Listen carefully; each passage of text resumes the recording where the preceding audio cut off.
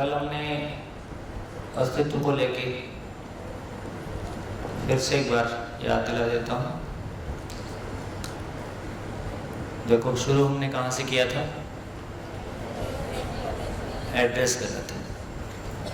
उसके बाद जिंदा रहना और जीना, फिर जीना क्या है। तो जीना क्या है मतलब विश्वासपूर्वक जीना। विश्वासपूर्वक जीने के लिए क्यों जीना है, कैसे जीना है? क्यों जीना है? निरंतर सुख। सुख क्या है? सुख क्या है? स्वीकृति का भाव। स्वीकृति किसके लिए? व्यवस्था के लिए। फिर व्यवस्था क्या है? तो प्रकृति में हमने व्यवस्थाओं को, 4 अवस्थाओं में हमने व्यवस्था को देखा। कैसे है? नीचे से ऊपर है, हर इकाई स्वयं में व्यवस्थित है, स्वानुशासित है, स्वनियंत्रित है, जीने दो और जियो है, ऐसा हमने देखा। तो सुखी होने का सिलेबस क्या हुआ? सुख की परिभाषा फाइनली क्या निकली?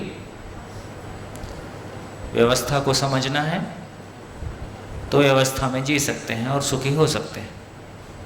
व्यवस्था नहीं समझ में आती है, अव्यवस्थित रहते हैं। जैसे भाव और विचार का व्यवस्थित हो जाना अपने भीतर की व्यवस्था है। शरीर का स्वस्थ रहना शरीर की व्यवस्था है। तो इसका मतलब है कि यदि कोई व्यवस्था हमको समझ में नहीं आती है तो वो अव्यवस्थित रहेगी। तो धीरे से ये बात ध्यान में आई कि सुखी होने का मतलब है व्यवस्था को समझना और व्यवस्था में जीना। कहाँ कहाँ व्यवस्था को समझना, कहाँ कहाँ व्यवस्था को समझना?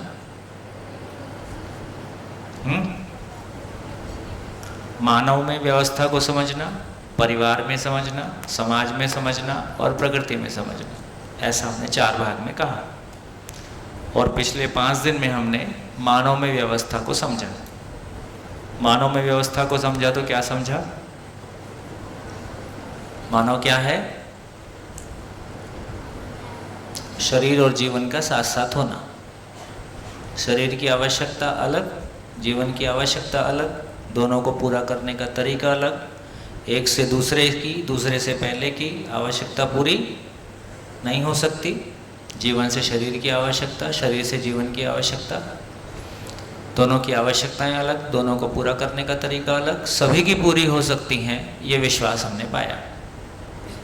तो परेशान होने की आवश्यकता किसी को नहीं है। सभी सम्मानित हो सकते हैं, सभी अपनी पहचान के साथ जी सकते हैं, सभी समृद्धि के भाव के साथ जी सकते हैं। इस बात को हमने पाया।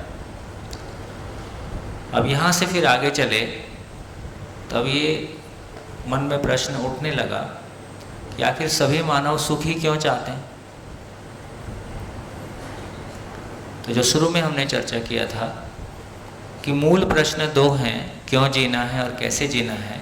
उसके लिए क्या समझना है, इन दोनों प्रश्नों का उत्तर मिल जाए तो संसार क्या है, मैं क्या हूँ, करना क्या है। तो पिछले दिनों में हमने मानव के बारे को समझने की कोशिश की, मैं के बारे समझने की कोशिश की। कल शाम से हमने संसार के बारे समझने की कोशिश की, क्योंकि मानव को जो भी कुछ करना है और जो भी कुछ जीना है संसार में ही जीना है। तो मैं के बारे कुछ पता चल गया कि जीवन और शरीर का साथ साथ होना है, दोनों की आवश्यकता अलग है, उनको पूरा करने का तरीका अलग है। लेकिन जीना तो संसार में है, तो संसार समझ में नहीं आएगा तो मैं का जीना हमको पूरी तरह से स्पष्ट नहीं होगा। तो कल शाम से हमने संसार को लेकर बातचीत शुरू किया। संसार को लेकर बातचीत शुरू किया तो उस चार्ट में कई सारे प्रश्न आप सबने मिलकर उठाए। ठीक हो गया? कुछ प्रश्न हमने कल लिख लिए थे, और कुछ है तो बोलो, फिर आगे चलेंगे। और कोई प्रश्न? कल जितने प्रश्न आए। हाँ बेटा। मेरा एक और प्रश्न है। पेड़ पौधे और मनुष्य दोनों में जीव है, तो मनुष्य पूरी जिंदगी श्वसन में ऑक्सीजन लेता है, तो फिर ऐसा क्यों कि पेड़ पौधे दिन को कार्बन डाइऑक्साइड और रात को ऑक्सीजन लेते? बढ़िया। और हाँ,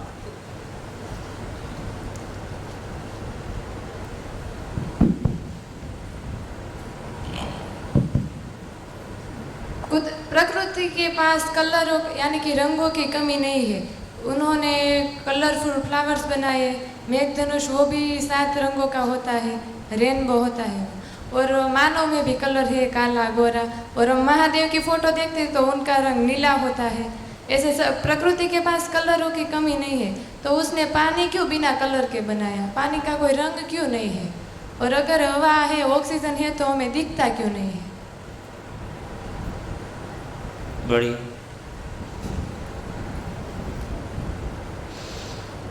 गुड। देखिए, शिक्षा का एक तरीका ये भी हो सकता है कि एक बच्चा जिस परिवार में पैदा होता है उसके मन में जो भी क्वेश्चन आए उसका आंसर उसको ससम्मान दिया जाए, क्योंकि पचता वही है जिसकी भूख होती है। हम कुछ खिलाना चाहते हैं, उसकी भूख उसको है नहीं, और वो जो पूछना चाहता है वो खाना उसको मिलता नहीं।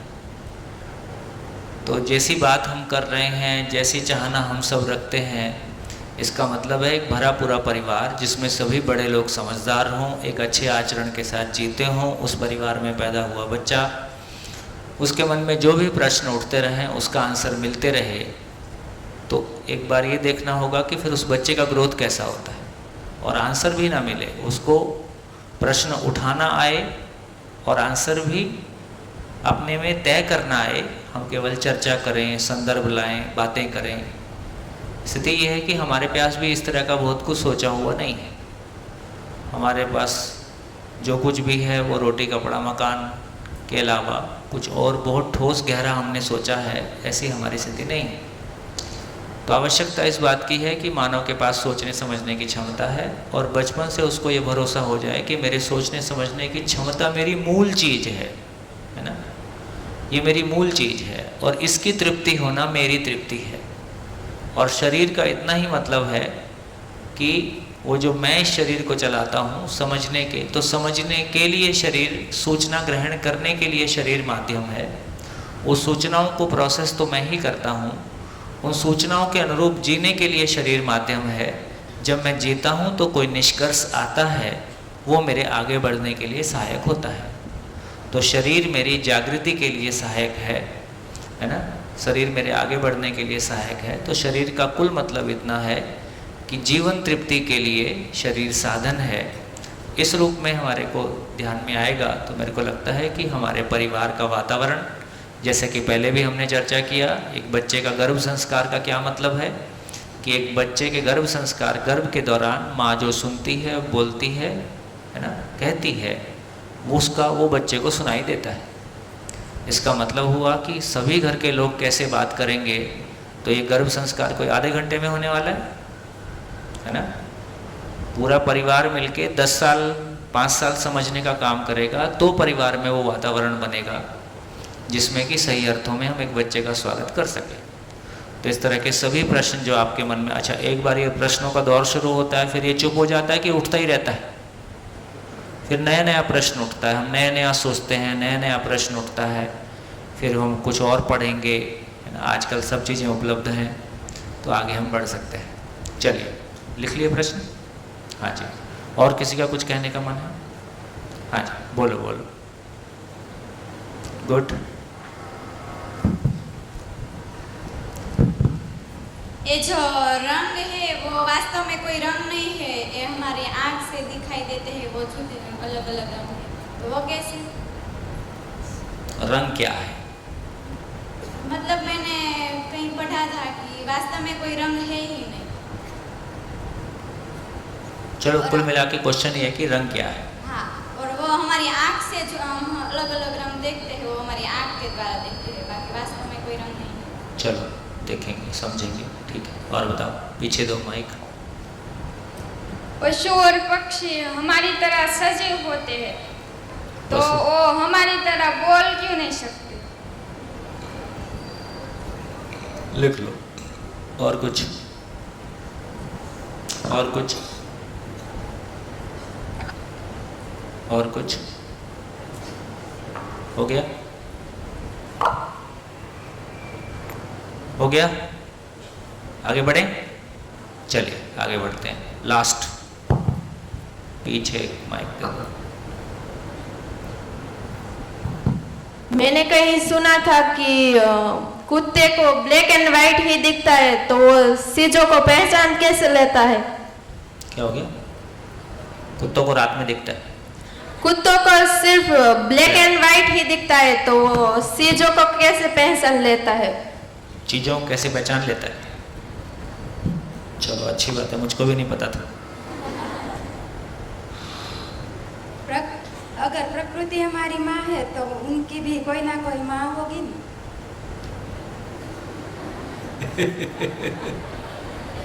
यदि धरती हमारी माँ है तो उसकी भी तो कोई माँ होगी। गुड। और परम पिता परमात्मा है तो उसका भी तो कोई पिता होगा। देखो कैसे फंसता है। गुड। और कुछ? और कुछ? हो गया? अब आगे बढ़ते हैं। चलिए ये वाला बोर्ड साफ कर दो।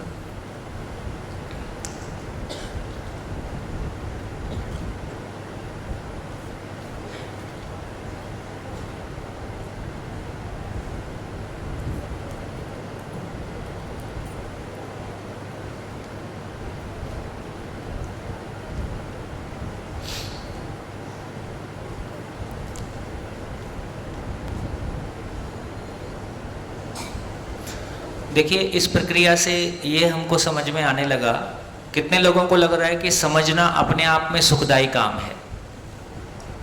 समझना अपने आप में सुखदायी काम है।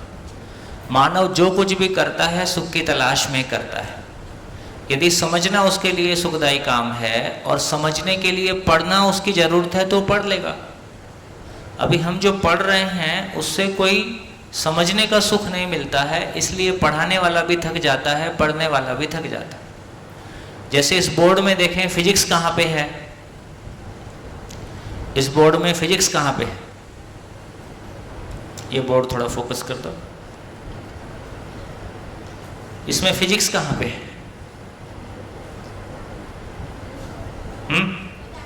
पदार्थ में। केमिस्ट्री कहाँ पे है?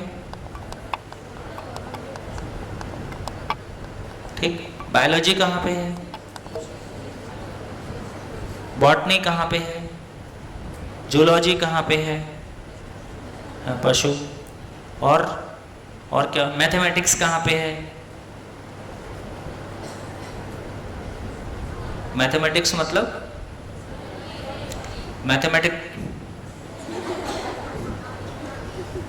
मैथमेटिक्स की परिभाषा क्या है?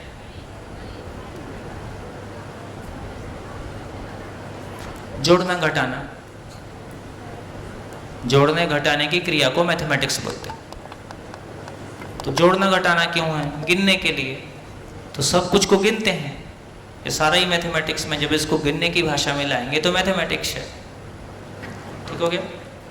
इसमें हिंदी कहाँ है? इंग्लिश भी है। कुल मिला के किसी वस्तु को भाषा की परिभाषा क्या है? भाषा की परिभाषा क्या है?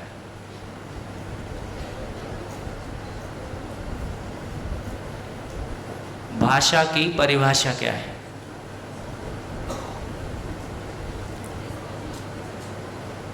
जो भाव को व्यक्त कर दे उसका नाम भाषा है।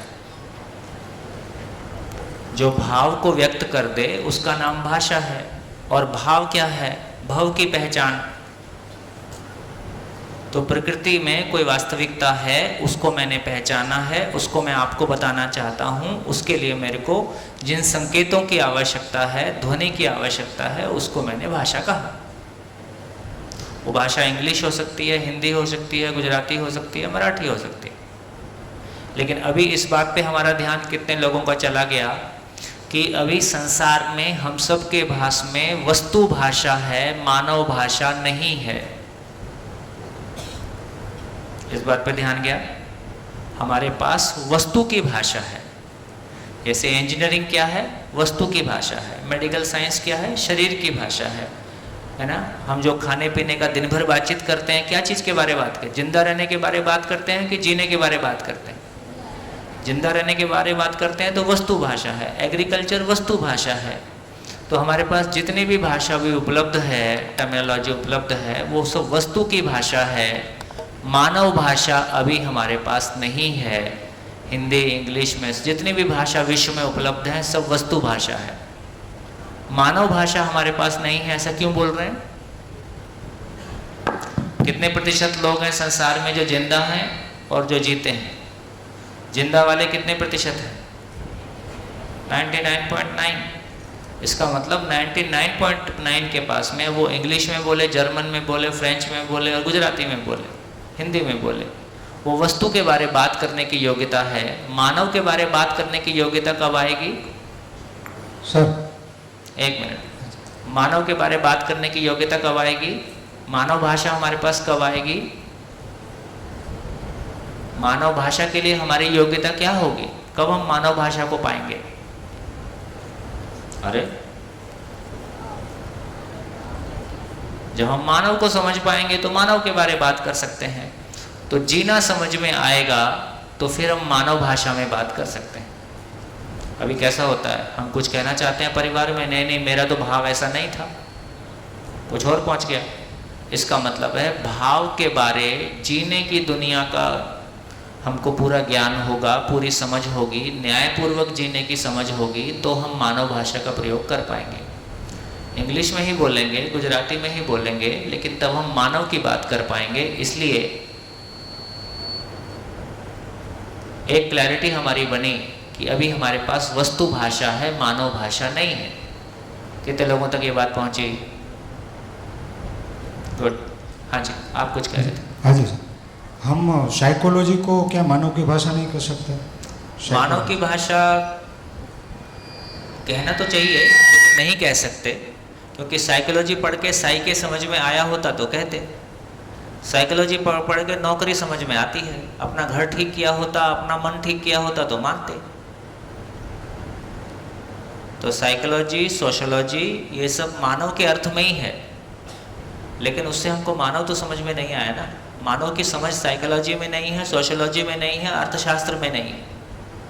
हम शरीर मान के ही मानव के बारे सारी थियोरी बना रहे हैं, इसलिए हमारी सारी थियोरी फेल है। उसको करके, सोशियोलॉजी को पढ़ के मेरे को समाज समझ में आ गया और मैंने समाज भय से मुक्त हो पाया, ऐसा कहाँ हुआ? सोशियोलॉजी पढ़ के एक नौकरी आई, उससे घर चल गया। साइकोलॉजी पढ़ के काउंसलिंग करना शुरू किया, उससे मेरा घर चल गया, लेकिन उस घर में बाहर आ गई, उस घर में परिवार शिकायत मुक्त हो गया, मैं शिकायत मुक्त हो गया, ऐसा कहाँ हुआ? मैं जीने का पर्पस पा गया, ऐसा कहाँ हुआ? दुकान चल गई। तो अभी हमारे लिए सोशियोलॉजी, साइकोलॉजी सब कुछ पैसा है। कुछ समझ में आया जिससे मेरी जिंदगी में सुकून आ गया, मेरे भाव और विचार में स्थिरता आ गई, ऐसा कहना मुश्किल है। हाँ जी, और कोई कन्फ्यूजन? बढ़िया हो गया? तो क्या बात हो गई? तो इसमें क्या आ गया? इकोनॉमिक्स कहाँ आएगा? अर्थशास्त्र इसमें कहाँ आएगा? जितना जड़ संसार है उसकी व्यवस्था अर्थशास्त्र है। और क्या बता, एस्ट्रोनॉमी कहाँ आएगा? वो अभी खुला नहीं है, वो चैप्टर अभी खुला नहीं है। तो जितने सब्जेक्ट हमारे हम पढ़ते हैं वो सभी सब्जेक्ट अस्तित्व में है कि नहीं है? और एक बार वो समझने के प्रति हमारा समझना सुखदायी काम है, समझना सुखदायी काम है, समझने के लिए फिर पढ़ना सुखदायी काम है। यदि पढ़ना समझने से कनेक्ट नहीं होता है तो पढ़ना बोझिल हो जा रहा है। तो वर्तमान पढ़ाई का बोझिल होने का इतना ही मतलब है कि उससे समझना नहीं होता है, समझना होता है तो जीना होता है, जीना होता है तो भाव और विचार की तृप्ति होती है, सब मन शिकायत से मुक्त होता है और अपना at the end of the day हमको ये एहसास आता है कि जीवन सफल हुआ। सुखद बुढ़ापा होता है। बुढ़ापा सुखद हुआ तो ही जिंदगी भर जो कुछ किया ठीक किया, बुढ़ापा दुखद हुआ मतलब कुछ तो गड़बड़ हुआ। तो ऐसा हमने देखा। तो बहुत इम्पॉर्टेंट बात ये कि समझना समझाना अपने आप में सुखदायी काम है, समझना समझाना सुखदायी काम है, उसके लिए पढ़ना पढ़ाना अपने आप में सुखदायी काम है।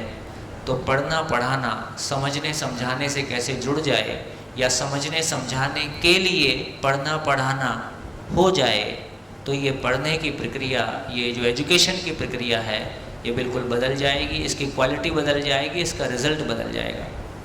चलिए, तो जितनी बातें हमने की हैं एक एक करके उसमें आगे बढ़ते हैं। देखिए, एक चीज़ में हमको कोई शंका नहीं है, यहाँ तक हमको कोई शंका नहीं है कि एटम होता है, मॉलिक्यूल होता है और मिलके कोई पिंड होता है, मिट्टी पत्थर मणि धातु होता है। यहाँ तक कोई कन्फ्यूज़न? यहाँ तक कोई कन्फ्यूज़न नहीं। अब आगे ये कहा कि किसी भी प्लेनेट पे पानी का होना, तो पानी धरती का सबसे बड़ा रसायन है। पानी पदार्थ अवस्था में आएगा कि प्राण अवस्था में आएगा? तो पानी पदार्थ अवस्था और प्राण अवस्था के बीच की कड़ी है। तो किसी भी धरती पे जब पानी ठहरता है तो धरती के भीतर का जो खनिज है, लवण है ना, जो मिनरल्स हैं, वो पानी में मिल जाता है। उससे हम कहते हैं कि पानी अम्लीय या क्षारीय हो जाता है। अम्ल और क्षार, एसिड एंड बेस पढ़ते हो, है ना? पानी अम्ल और क्षार, पानी में ही वो मिनरल्स होते हैं, वो पानी में घुलता है तो वो अम्ल और क्षार का एक कॉम्बिनेशन बनता है। अम्ल और क्षार ही आगे अपने किसी रेशो में, किसी कॉम्बिनेशन में फिर आगे की बात करते हैं, एमिनो एसिड्स बन जाते हैं, फिर प्रोटीन और, है ना, और फाइनली हम देखते हैं कि उससे कोशिका सेल फॉर्मेशन हो जाता है। ठीक हो गया? सेल क्या चीज़ हुई? तो सेल क्या चीज़ हुई? एक सांस लेता हुआ, एक सांस लेता हुआ, मूल में एटम मॉलिक्यूल ही है, मूल में मॉलिक्यूल ही है। तो एक मॉलिक्यूल का ऐसा समूह जिसने सांस लेना शुरू कर दिया है, तो सांस को बोलते हैं प्राण, इसलिए उसका नाम है प्राण कोशिका। प्राण कोशिकाएं, या आप उसको कोश बोलते हैं, प्राण कोश। ये लंबा हो जाता है, उसको दिखाने में शॉर्ट करता।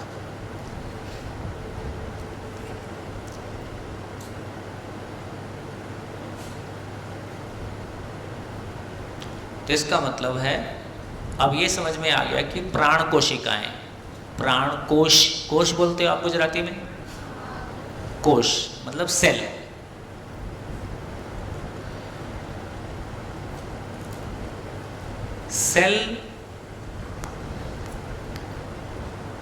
सेल अपने आप में हेल्दी रहे, स्वस्थ रहे, उसके लिए उसमें सांस का आना जाना, प्राण का आना जाना एक मुख्य घटना है। जैसे हम प्राणायाम करते हैं, इससे क्या हुआ? सारी कोशिकाओं को सांस ठीक से पहुंच गया और उससे हम स्वस्थ फील करते हैं। तो फिर प्राण शक्ति क्या चीज हुई? प्राण शक्ति का मतलब कोशिकाओं का स्वस्थ होना प्राण शक्ति है, और कोशिकाओं का अस्वस्थ होना तो हम कहेंगे कि उसमें कोई प्रॉब्लम है। तो जब हम सेल की बात कर रहे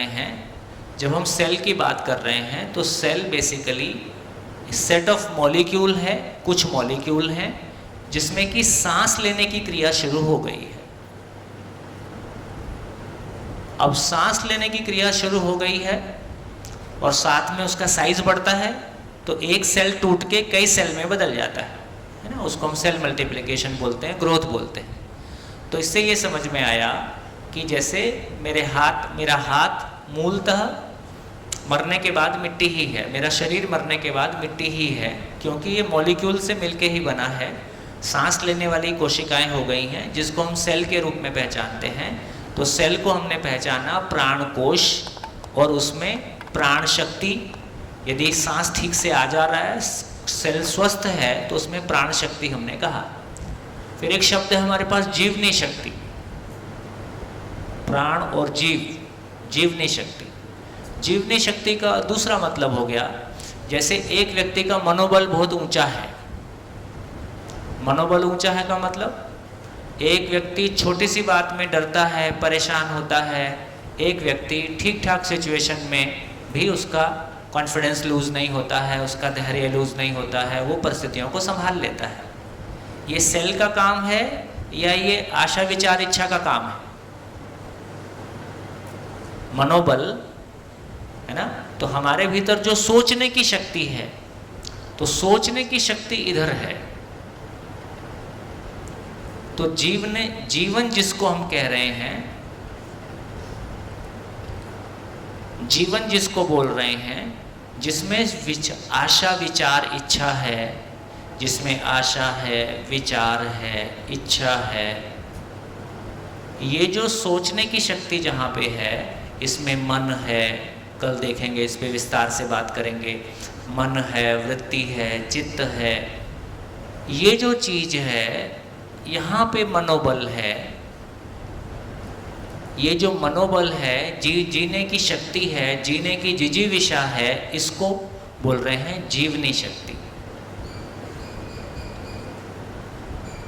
तो अब ये ध्यान चला गया कि प्राण शक्ति और जीवनी शक्ति में क्या फर्क है,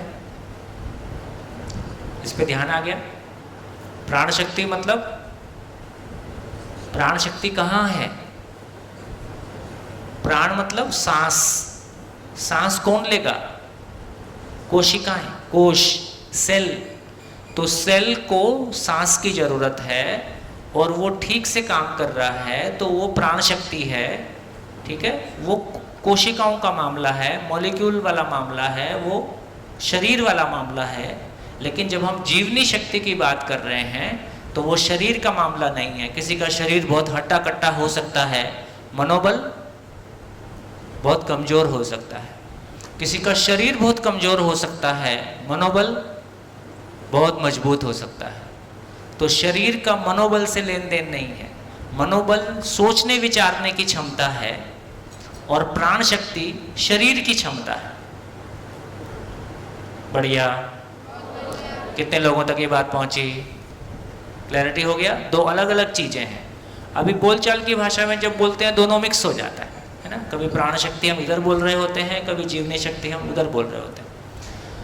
तो एक क्वेश्चन, एक बात हमने क्लियर कर लिया कि सेल एक अलग चीज है, जबकि जीवन के बारे हमने चर्चा किया है। जीवन कोई भौतिक चीज है क्या? जीवन कोई भौतिक रासायनिक चीज है? जीवन कोई एटम है? जीवन कोई सेल है? जीवन ना एटम है, ना सेल है, ना भौतिक रासायनिक है, ना इसमें भार होता है। जीवन एक अलग तरह की चीज है जिसको हमने चैतन्य इकाई कहा है। भारहीन चैतन्य इकाई, जिसमें सुख दुख होता है ना, जिसमें सोचने विचारने की असीम क्षमता होती है, जिसमें निरंतर सुख की कामना होती है ना। ये अलग चीज है। अब ये क्लियर हो गया कि जीवन, जिसको हम जीवन बोल रहे हैं, जब जीव शब्द बोल रहे हैं उसमें कंफ्यूजन है, इसलिए जीव शब्द को हटा दें हम, है ना। तो बेसिकली जीवन शब्द को रखें या मन शब्द को रखें, है ना, तो ज़्यादा ठीक बैठता है। जीव शब्द अपने आप में कंफ्यूजन में रहता है, वो कभी इधर बोल रहे होते हैं, कभी इधर बोल रहे होते हैं। तो ये हमारी क्लैरिटी बनी। चलो अब आगे और बढ़ते हैं। तो कल हमने एक चर्चा ये किया था, प्रश्न एक बार बोल दो।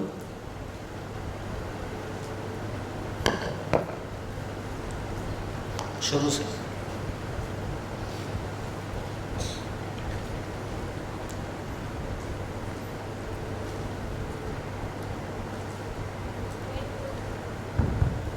पेड़ पौधे और मानव में जीव, माइक। पेड़ पौधे और मानव में जीव है, तो फिर उनकी अभिव्यक्ति क्या अलग होती है? दूसरा क्वेश्चन, जब मैं हूँ तो इसे मैं क्या चला जब मैं हूँ तो उसे कौन चलाते, क्या चलाता है? चलो ठीक है, मैं एक बार शुरू करता हूँ, फिर धीरे धीरे देखते हैं। देखो अब ये समझ में आ गया कि पेड़ पौधे क्या हैं। पेड़ पौधे क्या हैं? प्राण कोशिकाओं से बनी हुई रचना, सेल से बनी हुई रचना, इसमें इसके अलावा और कुछ भी नहीं है। और ये पेड़ पौधे मरने के बाद पदार्थ हो ही जाता है, ये हमको पता है। दूसरी तरफ जब पशु पक्षी की बात कर रहे हैं तो पशु पक्षी का शरीर क्या है? कोश और सेल से बनी हुई रचना, प्राण कोशिका से बनी हुई रचना, और मरने के बाद पशु शरीर पदार्थ हो ही जाता है। लेकिन पशु शरीर के साथ जीवन जब उसको चलाता है तो वो अलग तरीके से काम करता है, उसकी चर्चा करेंगे। मानव का शरीर भी वैसे ही है। शरीर तो कोशिकाओं से बनी हुई रचना है, सेल से बनी हुई रचना है, और शरीर मरने के बाद वापस पदार्थ हो जाता है। लेकिन मानव शरीर अपने आप में नहीं चलता, उसको कोई जीवन चलाता है ना, कोई जीवन उसको चलाता है। पेड़ पौधे को कोई जीवन नहीं चलाता है, ये एक बात हमने कही। आपने कल चर्चा में लाया था कि जगदीश चंद्र बसु ने कहा कि पेड़ पौधों में जीवन होता है। जगदीश चंद्र बसु जब जीवन बोलते हैं तो उसका क्या मतलब है? देखो, साइंस में जब जीवन शब्द का इस्तेमाल होता है, साइंस में जब जीवन शब्द का इस्तेमाल होता है तो उसका मतलब है सेल, सेल मल्टीप्लेक्स, सेल और ग्रोथ। ये बात ध्यान में आ गई है ना? तो जगदीश चंद्र बसु जब कहते हैं कि पेड़ पौधों में जीवन होता है तो वहाँ जीवन का मतलब सेल और ग्रोथ है ना? जब यहाँ हम शिविर में जीवन शब्द का प्रयोग कर रहे हैं तो सोचने समझने की क्षमता से संपन्न सुखी दुखी होने वाली कोई इकाई जिसकी चाहना निरंतर सुख है और जो फाइनली ज्ञान पूर्वक सुखी होता है, ये एक अलग चीज है। तो इस प्रकार हमारा ध्यान ये चला गया कि जब जगदीश चंद्र बसु कहते हैं कि पेड़ पौधों में जीवन होता है तो वो जीवन से उनका मतलब सेल है, ग्रोथ है। तो अब हम एक चर्चा को और आगे बढ़ाते हैं कि हम कैसे पहचाने। एक तो फिर इन सब की एक्टिविटीज़ को हम पहचान सकते हैं। जैसे आपने कहा कि पेड़ पौधे जैसे हैं, ऐसे क्यों हैं, वो ऐसा क्यों है, तो हम ये पहचान सकते हैं कि यदि चारों चीज़ों को देखें, यदि जैसे पदार्थ अवस्था, प्राण अवस्था, जैसे आपने कहा कि पेड़ पौधों को संगीत बजाया गया तो अलग रिजल्ट आ गया, इसका मतलब पेड़ पौधे में भी संवेदना होती है, इसका मतलब वो भी थोड़ा बहुत सुखी दुखी होते हैं, ऐसा हम जोड़ देते हैं। तो पदार्थ है, प्राण है, जीव है और ज्ञान है, मानव है। यदि इन चारों को देखें तो हमको ये दिखाई देता है कि पदार्थ में दो क्रिया होती है, पहचानना और निर्वाह करना।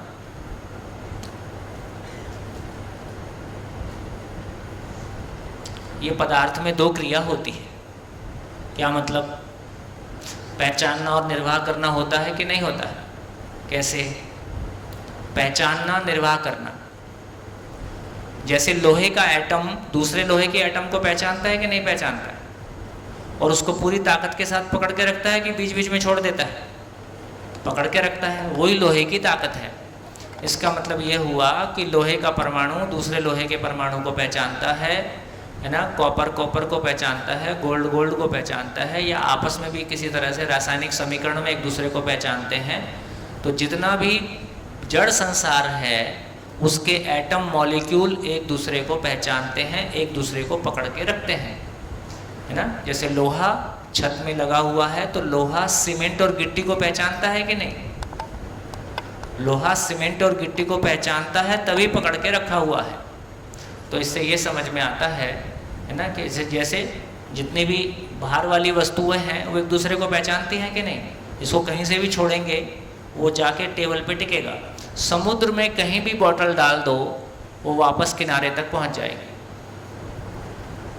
तो ठोस को पहचानता है। पानी कहीं भी डालो समुद्र की ओर जाएगा, पानी को पहचानता है। हवा कहीं भी छोड़ो, हवा धरती के 2000 फुट नीचे हवा छोड़ो तो ऊपर ही जाएगी, हवा को पहचानती है।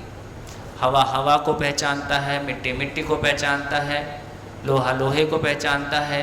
इस प्रकार पूरी प्रकृति में देखेंगे तो सजातीय चीज़ें एक दूसरे को पहचानती हैं। एक उम्र वाले लोग अपनी उम्र के लोगों को पहचानते हैं, एक जाति के लोग अपनी जाति के लोगों को पहचानते हैं, एक धर्म के लोग अपने धर्म के लोगों को पहचानते हैं, है ना। इस तरह से वो पहचान प्रकृति में बनी हुई है। कैसे बनी हुई है उसकी चर्चा बाद में करेंगे, लेकिन ये दिखाई दे रही है कि नहीं दे रही है? दिखाई दे रही है। तो अभी के लिए एक बात पे हमारा ध्यान चला गया कि जितना भी जड़ संसार है उसमें पहचानना होता है, और पहचानने के आधार पर निर्वाह करना। निर्वाह करना का क्या है गुजराती में? निर्वाह करने को क्या बोलते हैं? निभाना, भरण पोषण नहीं। जैसे लोहा लोहे को पहचानता है और लगातार पहचान के रखता है, लगातार पहचान के रखता है, मतलब उसका जो जैसा पहचानता है वैसा निर्वाह करता है, वैसा जीता है। तो इसके लिए गुजराती में क्या शब्द है?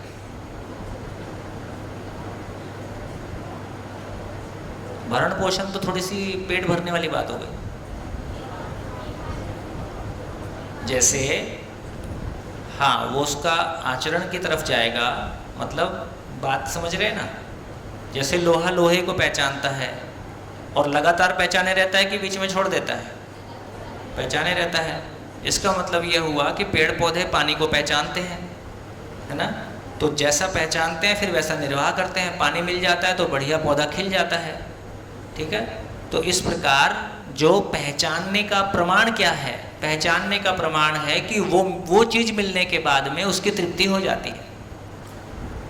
तो पहचानते हैं और निर्वाह करते हैं।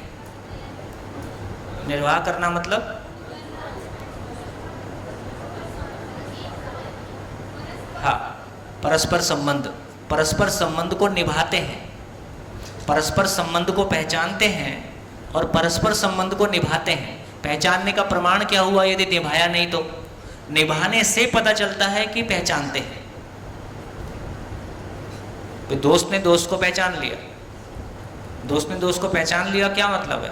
पहचान के गले मिल लिया, तो इसका मतलब पहचान लिया। पहचान के मुस्कुरा दिया, मतलब इसका मतलब पहचान लिया। तो निर्वाह करना का मतलब है पहचानने का। पहचानने का जो फल है वो निर्वाह करने के, निभाना, संबंध निभाना, संबंध को पहचानना, निभाना। हाँ जी, कितने लोगों तक ये बात पहुंच गई कि जड़ संसार में पहचानना और निर्वाह करना लगातार हो रहा है? ठीक हो गया। क्यों हो रहा है वो आगे की बात है, लेकिन हो रहा है, अभी इतना समझ में आया। चलो पेड़ पौधे में जाएंगे। अब पेड़ पौधे की तरफ चलते हैं। पेड़ पौधे में क्या घटना घट रही है? पेड़ पौधों में क्या घटना घट रही है? पेड़ पौधों में भी दोनों क्रिया हो रही है, लेकिन क्रिया का विस्तार हो गया। जैसे पेड़ पौधे गर्मी, सर्दी, खाद, पानी, बीमारी, कीड़े, मौसम, उसको पहचानता है कि नहीं पहचानता है? पहचानता है। गर्मी में एक तरह का मुरझाया मुरझाया सा हो जाता है, खाद मिलने से अच्छा हो जाता है ना। और प्रकाश को पहचानता है, अंधकार को पहचानता है कि नहीं? सूरजमुखी का पौधा, जिधर सूरज रहता है उधर ही चलते रहता है। क्या अद्भुत बात है। 15 कितना सूरज कितना दूर है? 15 करोड़ मील, ऐसा बोलते हैं। सूरज धरती से 15 करोड़ मील दूर है। 15 करोड़ मील दूर, यदि मेरा ध्यान ठीक है तो इतनी दूर कोई चीज़ है, उससे कोई प्रकाश मिल रहा है, और एक पौधा धरती पे है जो उसको पहचान के सुबह से शाम तक उसके पीछे पीछे चलता है। क्या अद्भुत बात है। तो इसका मतलब है जिस तरह से लोहे का एटम लोहे को पहचानता है, लोहे के एटम को पहचानता है, जिस तरह से एल्युमिनियम ये पहचानता है कि लोहे के साथ नहीं जुड़ना है। एल्युमिनियम और लोहे की वेल्डिंग नहीं होती, दोनों नहीं जुड़ते हैं। कौन किसके साथ जुड़ेगा वो भी पहचानता है, किसके साथ नहीं जुड़ेगा वो भी पहचानता है। उसी प्रकार एक पौधा, एक बीज अनुकूल वातावरण को पहचानता है कि नहीं पहचानता? घर में हम प्याज रखते हैं, एक समय तक ठीक ठाक रखी रहती है, एक समय के बाद वो प्याज में अंकुर आना शुरू हो जाता है। घर में अदरक रखा है या कोई और चीज़ रखी है, जैसे बरसात का मौसम आता है उसमें अंकुर फूटना शुरू हो जाता है। घर में बीज रखा रहता है, उगता नहीं है, लेकिन उसको पानी में भिगा के और खेत में लगाते हैं तो उसमें से पौधा निकल आता है। इसका मतलब है वो बीज नमी को पहचानता है, गर्मी को पहचानता है, ठंडी को पहचानता है। इसका मतलब है जो पहचानना, निर्वाह करना जड़ संसार में बहुत सीमित मात्रा में दिखाई देता है, वो पहचानना, निर्वाह करना पेड़ पौधों में बहुत फैल के दिखाई देता है। अंततः पेड़ पौधे भी क्या हैं? मॉलिक्यूल्स ही हैं। सांस लेती हुई कोशा है, सांस लेते हुए सेल्स हैं, फाइनली वो मॉलिक्यूल्स ही हैं, एटम्स ही हैं। तो पहचानना, निर्वाह करना उसमें भी होता है। बढ़िया। फिर हमने कहा संगीत से पौधे प्रभावित हो गए, है ना? तो क्या हो गया? क्या फर्क पड़ गया? संगीत और शोर में क्या फर्क है? शोर और संगीत दोनों में क्या अंतर है? दोनों में क्या अंतर है? दोनों ध्वनि है, लेकिन दोनों में क्या अंतर है? व्यवस्थित और अव्यवस्थित। बहुत बढ़िया। तो संगीत एक व्यवस्थित ध्वनि है, शोर एक अव्यवस्थित ध्वनि है। व्यवस्थित ध्वनि का प्रभाव कैसा पड़ेगा? व्यवस्थित पड़ेगा। अव्यवस्थित ध्वनि का प्रभाव कैसा पड़ेगा? अव्यवस्थित पड़ेगा। यदि पूरे एग्जिस्टेंस की भाषा कहें तो वो कंपन की भाषा है, वाइब्रेशन है। हम जो बोलते हैं ये भी एक कंपन है। कोशिका का संकोचन प्रसारण, सांस लेती है तो फूल जाती है, सांस छोड़ती है तो सिकुड़ जाती है, ये भी एक कंपन है। तो पूरी सृष्टि कहें, धरती में भी एक कंपन है। तो पूरी सृष्टि में जो कुछ भी है एक कंपन की भाषा है। कंपन अपने आप में ही एक ध्वनि है, ध्वनि के कारण ही, कंपन के कारण ही ध्वनि है। इसका इतना ही मतलब हुआ, जब हम कहते हैं कि पेड़ पौधे संगीत को पहचानते हैं, तो वहाँ कोई आत्मा आके नहीं बैठ गई है, वहाँ कुल मिला के कोई जीवन नाम की चीज़ नहीं है। उसको और चर्चा करेंगे, लेकिन क्लैरिटी हमारी ये बनी कि जड़ संसार में पहचानने, निर्वाह करने का काम होता है। जिस तरह से पेड़ पौधे पानी की तलाश में अपनी जड़ को नीचे ले जाते हैं। जो सघन वन होते हैं वो ऊंचे ऊंचे क्यों जाते हैं? हम घर के बाहर पेड़ लगा देते हैं तो वो ऐसे फैल जाता है उसकी शाखाएं। और जो फॉरेस्ट होता है, जहाँ सघन होते हैं वन, बहुत ज़्यादा पेड़ होते हैं, वो ऊपर ही ऊपर क्यों भागते हैं सीधे सीधे? हैं? प्रकाश की तलाश में, क्योंकि बाजू में पेड़ है, उसको फैलने की गुंजाइश ही नहीं है। तो प्रकाश की तलाश में, और उसको उतनी ही जगह मिल रही है तो ऊपर ही ऊपर चलेगा, है ना? अभी ऐसे बहुत सारे बैक्टीरिया और क्या क्या डेवलप कर रहे हैं, जिसकी वजह से कि पेड़ पौधे अपनी जड़ों को लंबा पानी नीचे तक ले जा सकें, ताकि पानी नीचे है, ऊपर नहीं है, तो पेड़ को पानी मिल सके। तो ऐसे बहुत सारी चीज़ें हो रही हैं, है ना? पेड़ पौधे, वो पीपल का पेड़ देखा है, वो ऊपर छत पे लगा रहता है, पाइप में से जड़ निकाल के नीचे घुसा देता है ना? और कोई कोई पेड़ पीपल का ऐसा रहता है जिसमें वो बिजली का पोल बीच में आ गया तो पोल को ही बीच में लपेट लिया, पोल पेड़ के अंदर ही चला गया, है ना? और पेड़ जो उसके चारों तरफ हमको पेड़ दिखाई देता है। तो इसका मतलब ये है कि जड़ संसार में पहचानने, निर्वाह करने का काम होता है। पेड़ पौधे भी जड़ संसार ही हैं, केवल सांस लेने की क्रिया उसमें और बढ़ गई है। तो उस कारण से वो ध्वनि को एक प्रकार से संगीत में ध्वनि को एक प्रकार से पहचानता है, उसका सकारात्मक प्रभाव होता है। और जो शोर है, अव्यवस्थित ध्वनि को एक नकारात्मक प्रभाव के रूप में पहचानता है। बढ़िया, यहाँ तक बात हो गई, है ना? इसका मतलब ये हुआ कि पेड़ पौधे में भी पहचानने का काम होता है और निर्वाह करने का काम होता है। ये दोनों काम यहाँ भी होते हैं। अब देखिए, शरीर क्या है? पशु पक्षी का शरीर क्या है? पशु पक्षी का शरीर भी सेल्स है। आप पढ़ते हो ना, एनिमल सेल और plant cell. Structurally animal cell और प्लांट सेल में कोई अंतर नहीं है, दोनों में केंद्र होता है, माइटोकॉन्ड्रिया होता है, ये होता है, वो होता है।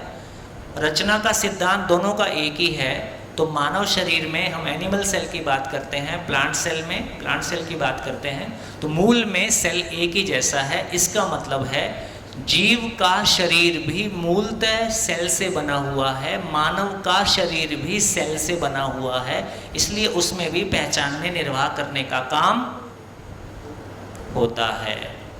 एक एग्जाम्पल से इसको समझते हैं। जैसे मैं जहर खाऊं या नहीं खाऊं ये मेरा निर्णय है। ये किसका निर्णय है? शरीर का निर्णय है कि जीवन का निर्णय है? ये जीवन का निर्णय है कि मुझको जहर खाना है कि नहीं खाना। लेकिन एक बार जहर पेट में चला गया, अब मेरा कोई निर्णय काम करेगा? अब मेरा निर्णय काम नहीं करेगा, मेरा निर्णय खत्म। अब किसका निर्णय काम करेगा?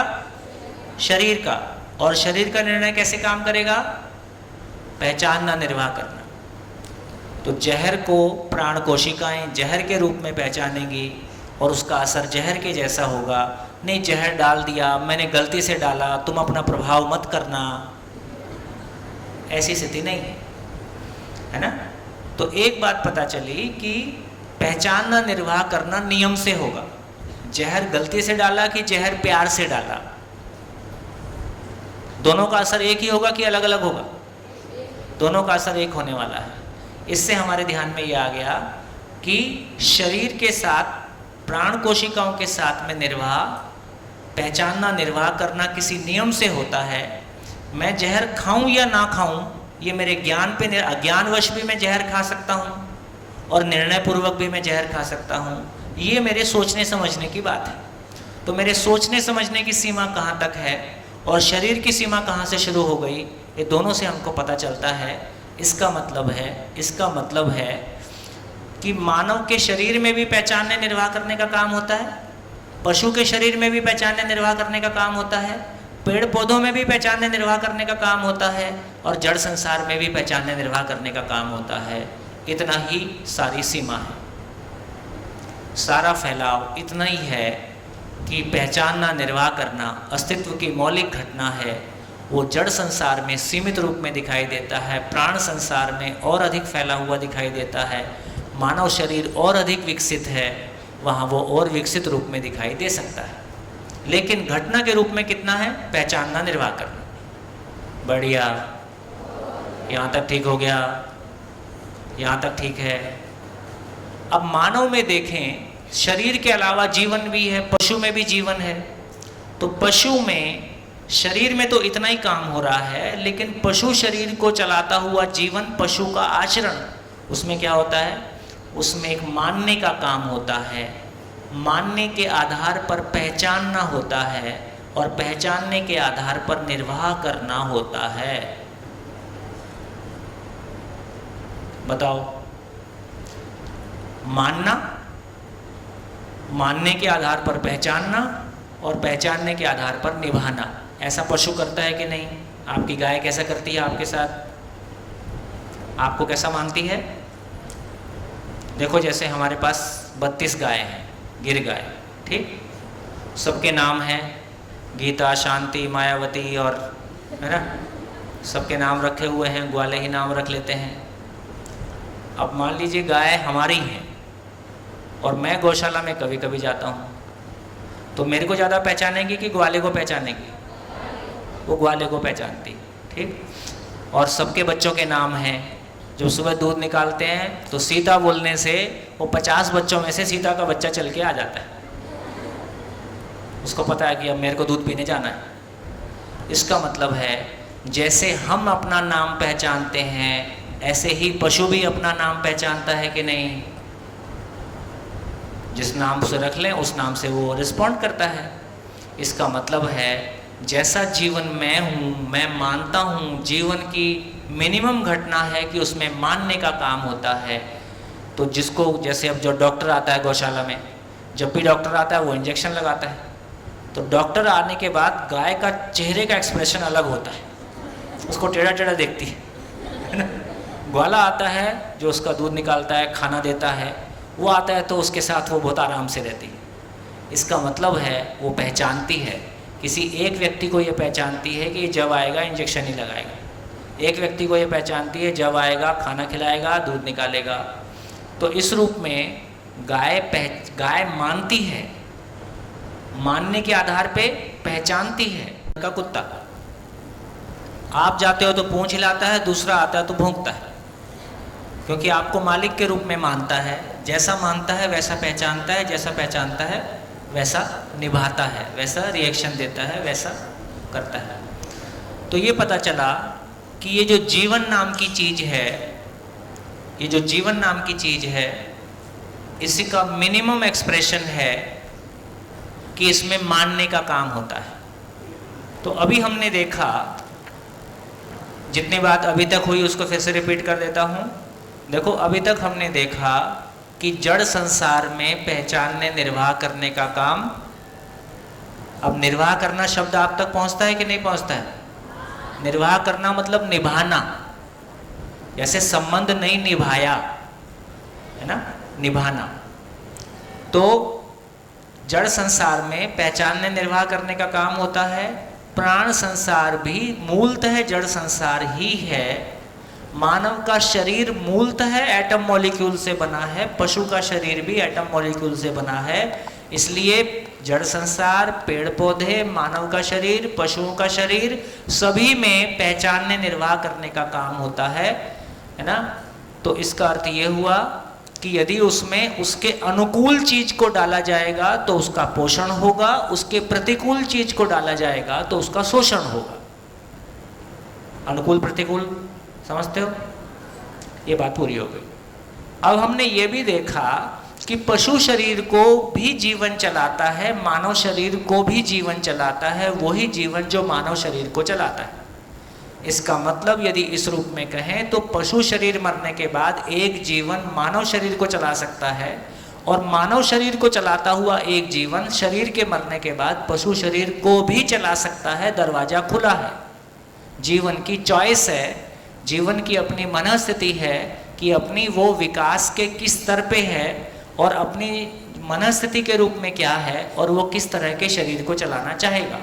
लेकिन जीवन में जो मौलिक घटना है कि उसमें मानने का काम होता है। जैसे कोई 4 बार आपसे अच्छे से बात किया तो आप क्या मान लेते हो?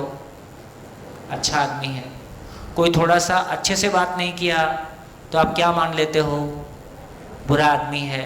लेकिन हो सकता है जिसने अच्छे से बात किया आपसे, उसने किसी स्वार्थवश आपसे बात किया, कोई काम निकालने के लिए अच्छे से बात किया, और बाद में पता चला जिसने थोड़ा ठीक से बात नहीं किया था वो ज़्यादा अच्छा आदमी था, जिसने बहुत अच्छे से बात किया वो उतना अच्छा आदमी नहीं था। ऐसा हो सकता है कि नहीं? ठीक, इससे ये पता चला कि जीवन में मिनिमम मानने का काम होता है। और मानने का हमको पता कैसे चलता है कि इस क्रिया, इस चीज़ में मानने का काम हो रहा है? नाम लेने से वो रिस्पॉन्ड करता है। कुत्ते का नाम लेने से कुत्ता ध्यान देता है, गाय का नाम लेने से गाय ध्यान देती है ना। तोते को हम बोलना सिखा सकते हैं। तो इससे हमको पता चला कि जीवन में मानने का काम होता है।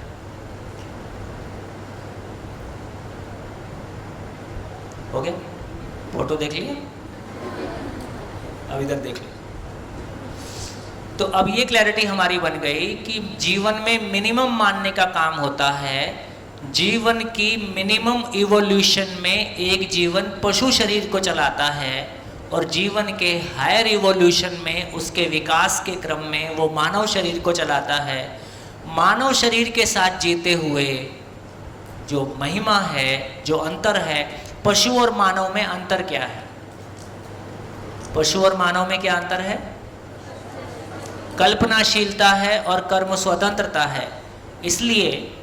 इसलिए जब मानव की बात करते हैं तो मानव में कल्पनाशीलता है। कल्पनाशीलतावश मानव में जानने की क्रिया होती है। तो मानव में जो फर्क है वो इतना है कि जानना होता है, जानने के आधार पर मानना होता है, मानने के आधार पर पहचानना होता है, पहचानने के आधार पर निर्वाह करना होता है। ये मानव की महिमा है। ये बात पहुंची कि नहीं? पहुंच गई? कल्पनाशीलता किस बात के लिए है? तो कल्पनाशीलता संसार क्या है, मैं क्या हूँ, करना क्या है, मैं अपने जीने के स्वरूप को पहचान सकूं, अस्तित्व में भव जैसा है। अच्छा ये बताओ, अब मैं जब भाषा बोल रहा होता हूं तो मेरे साथ साथ आप चल पाते हो कि नहीं चल पाते हो? कितने लोग चल पाते हैं? हाँ, क्योंकि धीरे, यदि मैं पहले दिन ऐसा बोलता तो आप नहीं भाषा पकड़ पाते। अभी 6 दिन में हमारी ये प्रैक्टिस हो गई है कि जब मैं भाव बोलता हूं तो आपको भाव की स्वीकृति ध्यान में रहे तो आपको उसका मीनिंग पकड़ में आएगा, है ना। तो क्या बोला? तो मानव की ये महिमा है कि उसमें कल्पनाशीलता है। कल्पनाशीलता का मतलब है कि सोचने विचारने की क्षमता है, सोचने विचारने की क्षमता है कि समझने की क्षमता है। समझने का मतलब है कि जो भाव अस्तित्व में है उसको पहचान लेने का नाम भाव है। मेरी गाय, मेरा घर, मेरी गाय और मेरा घर मैंने पहचान लिया, लेकिन मैं जीवन हूं, शरीर अलग है, ये मैंने पहचाना? अरे मेरी गाय, मेरा घर, मेरे कपड़े, मेरा शरीर, ये मैंने पहचान लिया, तो उसके प्रति मेरा भाव है। लेकिन मैं जीवन हूं और शरीर अलग है, दोनों की आवश्यकता अलग है, पूरा करने का तरीका अलग है और मुझको पूरा करना आता है। क्या हम ऐसा पहचान पाए? इसका मतलब है मानना हुआ है कि जानना हुआ है?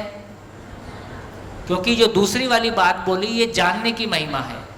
ग्लास को हमने फैमिली से देख के मान लिया है कि ये पानी पीने की वस्तु है, दूध को हमने पहचान लिया है, खाने को हमने पहचान लिया है, कपड़े को हमने पहचान लिया है। इतने काम बिना जाने हो सकते हैं, मानने के आधार पर हो सकते हैं। तो देखो कितनी बढ़िया व्यवस्था है प्रकृति में। शरीर को जिंदा रखना सबके लिए आवश्यक है कि नहीं है? आवश्यक है। शरीर को जिंदा रखना सबके लिए आवश्यक है, तो शरीर को जिंदा रखने वाला भाग आंख से दिखाई देता है या इंद्रियों से। जैसे हवा आंख से दिखाई नहीं देती है, पर हवा चल रही है ये पहचान में तो आता है, त्वचा से दिखाई देती है।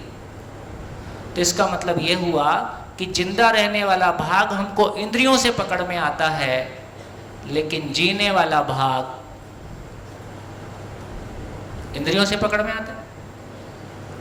इसलिए कहा कि दो प्रकार की वास्तविकताएं हैं। एक प्रकार की वास्तविकता है जो इंद्रिय गोचर है, जो इंद्रियों से पकड़ में आती है। दूसरे प्रकार की वास्तविकता है जो ज्ञान गोचर है। ज्ञान गोचर का मतलब जो ज्ञान से पकड़ में आती है, इंद्रियों से पकड़ में नहीं आती है ना। तो आंखों से, इंद्रियों से उतना ही पकड़ में आता है जितना जिंदा रहने के लिए आवश्यक है। ठीक, तो जिंदा रहना सबकी आवश्यकता है, इसलिए वो इंद्रियों से पूरा हो गया। जीना मानव का इवोल्यूशन है, जिसको उसकी आवश्यकता पड़ेगी वो धीरे धीरे उधर जाएगा। देखो एक दूसरी महिमा देखो, अपनों का दुख देख के हम कैसे हो जाते हैं। कोई कोई लोग अपने घर में डेथ हो जाने से, है ना, कई महीने डिस्टर्ब रहते हैं, और कोई कोई तो कई साल भी डिस्टर्ब रहते हैं। घर में डेथ हो गई किसी की, मम्मी की, पापा की, भाई की, किसी और की, या सामान्य घटना है कि परिवार में कोई सुख दुख होते ही रहते हैं। परिवार में झगड़ा हो गया किसी बात को लेके, हमारा मन 2-3 दिन खराब रहता है, फिर धीरे धीरे ठीक होता है। तो ज्ञान का मतलब है कि आदमी की संवेदना बढ़ जाती है। जैसा उसको अपनों का दुख महसूस होता है, वैसा दूसरों का भी महसूस होने लगता है। यदि एक सामान्य आदमी को दूसरों का दुख भी उतना ही महसूस होने लगे तो उसका क्या होगा? अपनों का ही नहीं झेल रहा था, पागल हो जाएगा, सहन नहीं कर पाएगा। इसलिए सहज रूप में ये स्थिति है कि जिंदा रहने की आवश्यकता सभी की समान रूप से है।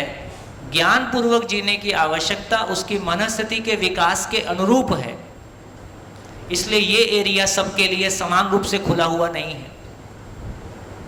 बात ध्यान में आ गई?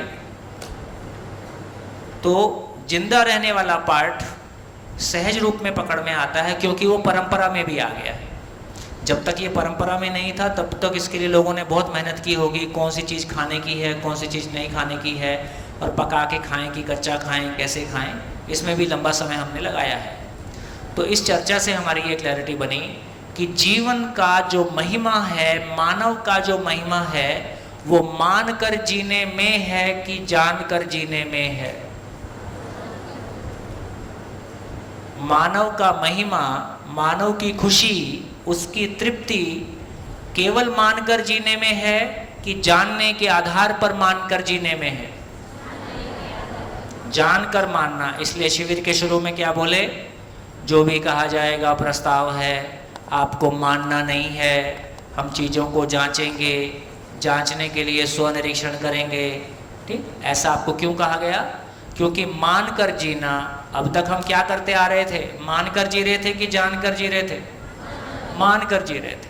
मान कर जी रहे थे तो कितने प्रतिशत लोग सामान से सम्मान की तलाश में हैं? कितने प्रतिशत लोग सुविधा से सुख की तलाश में हैं? कितने प्रतिशत? शिक्षित, अशिक्षित, पद वाला, बिना पद वाला, शहर वाला, लंदन वाला, अमेरिका वाला, सब शामिल हो गए। कितने प्रतिशत? 99.9।